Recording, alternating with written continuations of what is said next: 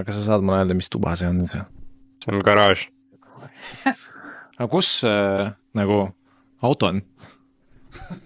Auto on siin garaaži peal juppidena laiali. Te alles panete kokku või? Oota, aga mis vana autoga sai? See on Tartus. Tartus? Mis ta teeb seal? Ta on nagu lihtsalt näituseks või? Garaažis.